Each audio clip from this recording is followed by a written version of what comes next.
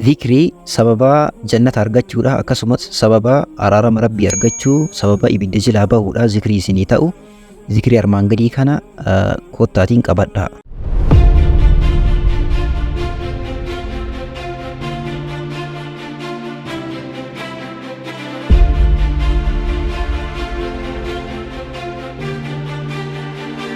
Bismillahirrahmanirrahiim. Assalaamu alaykum warahmatullaahi wabarakaatuh. Zikrii ajrii guddaa qabu, zikrii sababa jannataa fi araarama rabbii isiniif ta'u.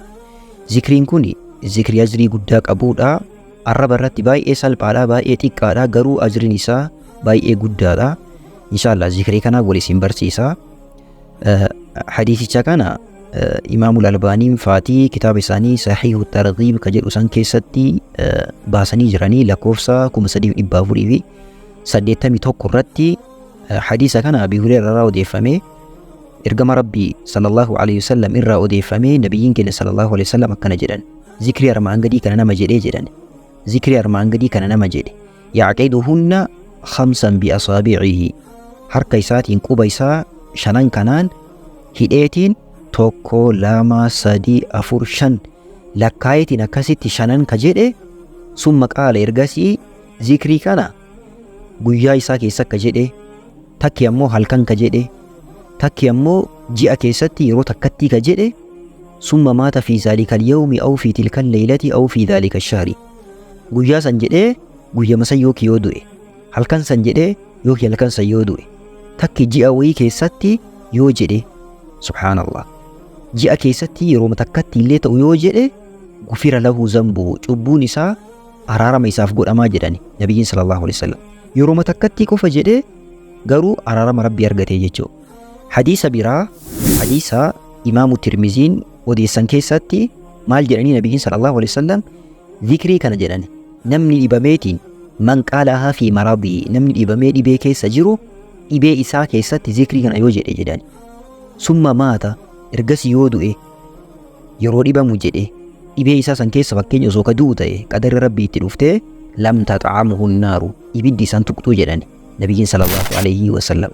Hadiisni kun sahiha, ajrii guddaa qaba jechuu zikriin kun. Zikriin kun maali ka jedhu akkamitti akka jettan na waliin jedha inshallah, amma isinii dhiyeessa. Zikrichi kunillee isa kana. Zikrii kana inshallah na waliin jedha. لا إله إلا الله والله أكبر تكا. لا إله إلا الله وحده لما. لا إله إلا الله ولا شريك له سدي. لا إله إلا الله له الملك وله الحمد أفر. لا إله إلا الله ولا حول ولا قوة إلا بالله شن. ذكري كان أكنتي شنن كجده جد النبي صلى الله عليه وسلم. Cubbuun isaallee araaramaaf ibiddillee san tuqxuu jedhani. Irra isiniif deebi'a. Laa ilaaha illa Allahu wahdahu. Laa ilaaha illa Allahu wallahu akbar. Laa ilaaha illa Allahu wahdahu. Laa ilaaha illa Allahu walaa shariika lahu. Laa ilaaha illa Allahu lahul mulku wa lahul hamdu. Laa ilaaha illa Allahu walaa hawla walaa quwwata illaa billah. Zikrichi baay'ee salphaadha. Qabadhaatiin irra deddeebi'aatiin jedha, isinii laafaa isinitti ulfaatu jechuu. Hiikkaan zikrii kanaa maali? Takka takkaan inshallah waliin ilaalla. Laa ilaaha illa Allahu wallahu akbar jechuun, laa ilaaha illa Allahu jechuun haqaan gabbaramaan Allah malee hin jiru. Wallahu akbar jechuun Allahin guddate jechuu. Laa ilaaha illa Allahu wahdahu, haqaan gabbaramaan Allah malee hin jiru, isuma qofa kan gabbaramu. Laa ilaaha illa Allahu lahul mulku ولا شريك له. لا إله إلا الله وعن قبرمان الله عليه جرو اسم قفا وحده لا شريك له. شريك هنقبو الله شريك هنقبو ججو. أكسمس لا إله إلا الله وعن قبرمان الله عليه جرو له الملك وله الحمد. أنغو في فارون اللي كان ينيوتي كان إساء قفا كان الله قفا ججو.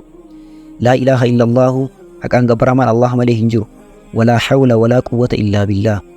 وانت تقرأ وانت بروتي غرقلون akkasuma waan irratti garagalan san irratti illee danda'aniitiin dalaguun rabbiin malee ka biraatiin hin jirtu jechuu. Yoo inni nama dandeessise namni waan tokkorraa waan biraatti garagala. Waan tokkorraa waan birootti garagaluu jechuun fakkeenya namni tokko duraan wallaalaa ture gara beekaatti garagaru, duraan dadhabaa ture gara jabaatti garagalu, duraan hiyyeessa ture gara abbaa qabeenyaatti garagalu haala tokkorraa haala birootti jijjiiramuun eenyuuni rabbiin qofaan. Rabbitu nama jijjiira. Rabbitu jireenya namaa kana namaa siqsa. Kuni Allahi qofaan. Akkasumallee waan irra jijjiiraman san fakkeenya namni tokko wallaalaa ture beekaa yoo ta'e beekumsa irra jijjiiramee irra dhufe kana irrattillee danda'ee beekumsa isaatiin waa dalaguun eenyuun qofaa Allaahidhaan qofaa jechuudha. Rabbiin qofaa inni yoo nama dandeessise malee dalaguun danda'u akka illee jechuudha. Hiikkaan zikrii kanaa kana fakkaata. Adaraa zikrii kana sirriitti qabadhaa, sirriitti haffazaa, yeroo mara sirriitti jedhaa isiniin jedhaa, hin dagatinaa. Barnoota diinii keessanii haala bareedaa kanaan akka amma barattan kanatti baratuudhaaf yuutuubii irratti Mujaahid Fillah ka jedhu kana mallattoo sabskiraayib jedhu san gattuqaatiin yeroo mara akka isinii dhufee barattanii fi hordofaa. TikTok irratti Mujaahid Fillahtu, Telegram irratti Abduu Islam Apologist kan jedhuun hordofaa isiniin jedhaa. Barnoota amantii keessanii koottaa haala bareedaadhaan baradhaa, diinii keessan hubadhaa. Yeroo gaarii isiniif haa ta'u. Assalaamu alaikum wa rahmatullahi wa barakaatuh.